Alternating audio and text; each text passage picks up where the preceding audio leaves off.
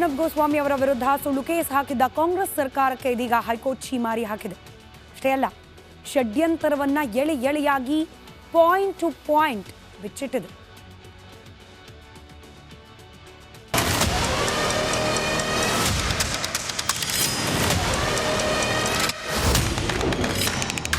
ಕಾಂಗ್ರೆಸ್ ಸರ್ಕಾರಕ್ಕೆ ಹೈಕೋರ್ಟ್ ಛೀಮಾರಿ. ಅರ್ನಬ್ ಗೋಸ್ವಾಮಿ ವಿರುದ್ಧ ಕೇಸ್ ಹಾಕಿದ್ದಕ್ಕೆ ಗರಂ. ರಿಪಬ್ಲಿಕ್ ವಿರುದ್ಧದ ಕೇಸ್ ಖುಲಾಸೆ, ಸರ್ಕಾರಕ್ಕೆ ಮುಖಭಂಗ. ಕುತಂತ್ರ. ರಿಪಬ್ಲಿಕ್ ಕನ್ನಡದ ವಿರುದ್ಧ ಸೇಡಿನ ರಾಜಕೀಯ. ಇದ್ದಿದ್ದನ್ನ ಇದ್ದಂಗೆ ಹೇಳ್ತಿರೋದಕ್ಕೆ ಅಸಹನೆ. ಎಸ್, ಕನ್ನಡ ಮಾಧ್ಯಮ ಲೋಕದಲ್ಲಿ ದಿಟ್ಟ ನೇರವಂತಿಕೆಯ ವರದಿ ಮಾಡ್ತಾ ಇರುವಂತಹ ರಿಪಬ್ಲಿಕ್ ಕನ್ನಡದ ವಿರುದ್ಧ ಷಡ್ಯಂತ್ರದ ಚಕ್ರವ್ಯೂಹವನ್ನೇ ರಚಿಸಲಾಗಿದೆ. ಇದೀಗ ಹೈಕೋರ್ಟ್ ಇಂತಹ ಕೀಳು ರಾಜಕೀಯವನ್ನ ಬಟಾಬಯಲು ಮಾಡಿದೆ.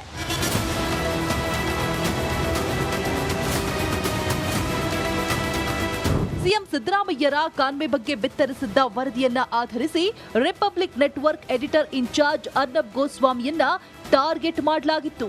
ಈ ಮಾತನ್ನ ನಾವಲ್ಲ, ಸ್ವತಃ ಹೈಕೋರ್ಟ್ ಏಕಸದಸ್ಯ ಪೀಠದಿಂದ ಬಂದ ತೀರ್ಪಿನಲ್ಲೇ ಉಲ್ಲೇಖಿಸಲಾಗಿದೆ. ಮಾತ್ರವಲ್ಲ, ಸುಳ್ಳು ಕೇಸ್ ಹಾಕಿದ್ದಕ್ಕೆ ರಾಜ್ಯ ಸರ್ಕಾರಕ್ಕೆ ಹೈಕೋರ್ಟ್ ಛೀಮಾರಿ ಹಾಕಿದೆ. ಸರ್ಕಾರದ ಛೀಮಾರಿ ಹಾಕಿರುವ ಹೈಕೋರ್ಟ್ ಎಲ್ಲಿ ತಪ್ಪು ಮಾಡಿದೆ ಅನ್ನೋದನ್ನ ಸ್ಪಷ್ಟವಾಗಿ ಹೇಳಿದೆ. ಅಲ್ಲದೆ ಆ 7 ಅಂಶಗಳನ್ನ ತನ್ನ ತೀರ್ಪಿನಲ್ಲಿ ಉಲ್ಲೇಖಿಸಿದೆ. ಆ 7 ಅಂಶಗಳೇನು ಅಂತ ನೋಡೋದಾದ್ರೆ,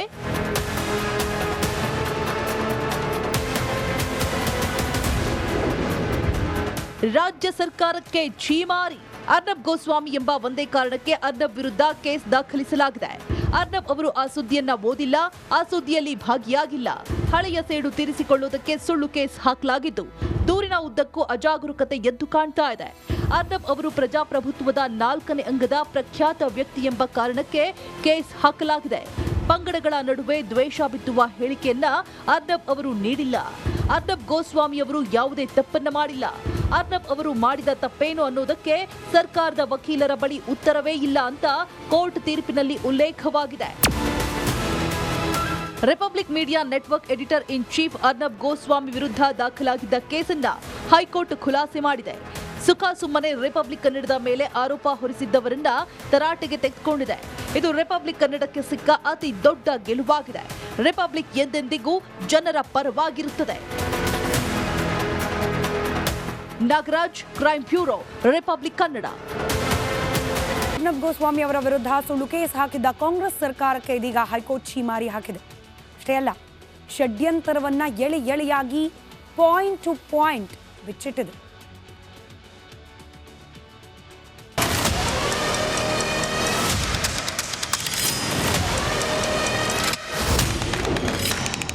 ಕಾಂಗ್ರೆಸ್ ಸರ್ಕಾರಕ್ಕೆ ಹೈಕೋರ್ಟ್ ಛೀಮಾರಿ. ಅರ್ನಬ್ ಗೋಸ್ವಾಮಿ ವಿರುದ್ಧ ಕೇಸ್ ಹಾಕಿದ್ದಕ್ಕೆ ಗರಂ. ರಿಪಬ್ಲಿಕ್ ವಿರುದ್ಧದ ಕೇಸ್ ಖುಲಾಸೆ, ಸರ್ಕಾರಕ್ಕೆ ಮುಖಭಂಗ. ಕುತಂತ್ರ. ರಿಪಬ್ಲಿಕ್ ಕನ್ನಡದ ವಿರುದ್ಧ ಸೇಡಿನ ರಾಜಕೀಯ. ಇದ್ದಿದ್ದನ್ನ ಇದ್ದಂಗೆ ಹೇಳ್ತಿರೋದಕ್ಕೆ ಅಸಹನೆ. ಎಸ್, ಕನ್ನಡ ಮಾಧ್ಯಮ ಲೋಕದಲ್ಲಿ ದಿಟ್ಟ ನೇರವಂತಿಕೆಯ ವರದಿ ಮಾಡ್ತಾ ಇರುವಂತಹ ರಿಪಬ್ಲಿಕ್ ಕನ್ನಡದ ವಿರುದ್ಧ ಷಡ್ಯಂತ್ರದ ಚಕ್ರವ್ಯೂಹವನ್ನೇ ರಚಿಸಲಾಗಿದೆ. ಇದೀಗ ಹೈಕೋರ್ಟ್ ಇಂತಹ ಕೀಳು ರಾಜಕೀಯವನ್ನ ಬಟಾಬಯಲು ಮಾಡಿದೆ.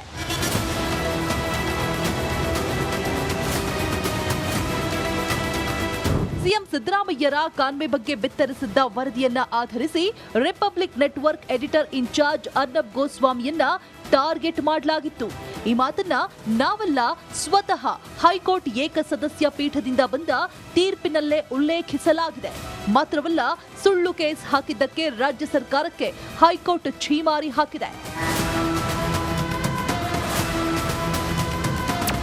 ಸರ್ಕಾರದ ಛೀಮಾರಿ ಹಾಕಿರುವ ಹೈಕೋರ್ಟ್ ಎಲ್ಲಿ ತಪ್ಪು ಮಾಡಿದೆ ಅನ್ನೋದನ್ನ ಸ್ಪಷ್ಟವಾಗಿ ಹೇಳಿದೆ. ಅಲ್ಲದೆ ಆ 7 ಅಂಶಗಳನ್ನ ತನ್ನ ತೀರ್ಪಿನಲ್ಲಿ ಉಲ್ಲೇಖಿಸಿದೆ. ಆ 7 ಅಂಶಗಳೇನು ಅಂತ ನೋಡೋದಾದ್ರೆ,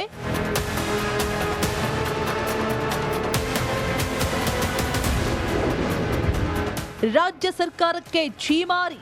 ಅರ್ನಬ್ ಗೋಸ್ವಾಮಿ ಎಂಬ ಒಂದೇ ಕಾರಣಕ್ಕೆ ಅರ್ನಬ್ ವಿರುದ್ಧ ಕೇಸ್ ದಾಖಲಿಸಲಾಗಿದೆ.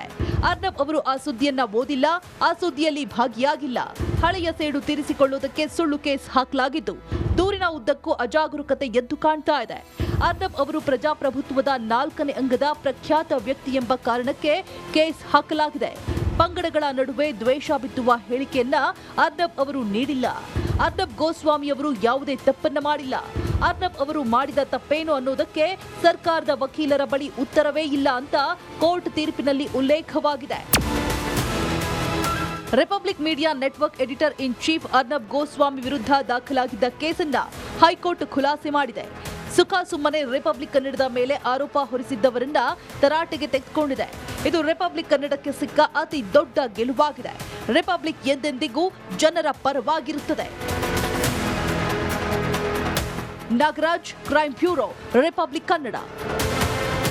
ಅರ್ನಬ್ ಗೋಸ್ವಾಮಿ ಅವರ ವಿರುದ್ಧ ಸುಳ್ಳು ಕೇಸ್ ಹಾಕಿದ್ದ ಕಾಂಗ್ರೆಸ್ ಸರ್ಕಾರಕ್ಕೆ ಇದೀಗ ಹೈಕೋರ್ಟ್ ಛೀಮಾರಿ ಹಾಕಿದೆ. ಅಷ್ಟೇ ಅಲ್ಲ, ಷಡ್ಯಂತರವನ್ನ ಎಳೆಯಾಗಿ point to point ಬಿಚ್ಚಿಟ್ಟಿದೆ.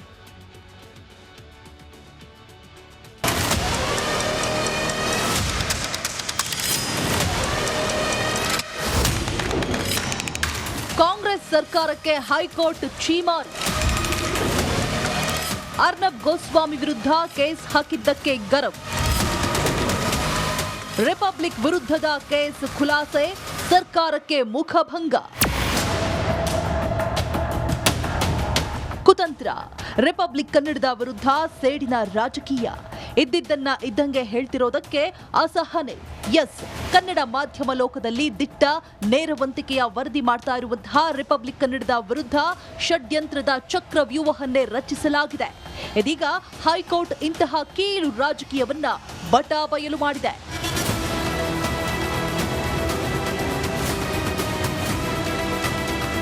CM ಸಿದ್ದರಾಮಯ್ಯರ convoy ಬಗ್ಗೆ ಬಿತ್ತರಿಸಿದ್ದ ವರದಿಯನ್ನ ಆಧರಿಸಿ Republic network editor in charge Arnab ಗೋಸ್ವಾಮಿಯನ್ನ ಟಾರ್ಗೆಟ್ ಮಾಡಲಾಗಿತ್ತು.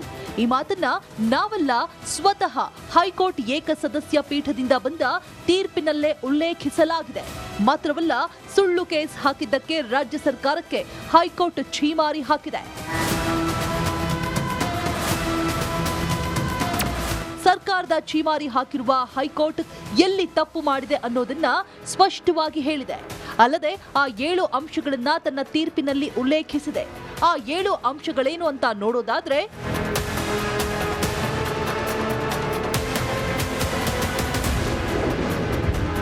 ರಾಜ್ಯ ಸರ್ಕಾರಕ್ಕೆ ಛೀಮಾರಿ. ಅರ್ನಬ್ ಗೋಸ್ವಾಮಿ ಎಂಬ ಒಂದೇ ಕಾರಣಕ್ಕೆ ಅರ್ನಬ್ ವಿರುದ್ಧ ಕೇಸ್ ದಾಖಲಿಸಲಾಗಿದೆ. ಅರ್ನಬ್ ಅವರು ಆ ಸುದ್ದಿಯನ್ನ ಓದಿಲ್ಲ, ಆ ಸುದ್ದಿಯಲ್ಲಿ ಭಾಗಿಯಾಗಿಲ್ಲ. ಹಳೆಯ ಸೇಡು ತೀರಿಸಿಕೊಳ್ಳುವುದಕ್ಕೆ ಸುಳ್ಳು ಕೇಸ್ ಹಾಕಲಾಗಿದ್ದು, ದೂರಿನ ಉದ್ದಕ್ಕೂ ಅಜಾಗರೂಕತೆ ಎದ್ದು ಕಾಣ್ತಾ ಇದೆ.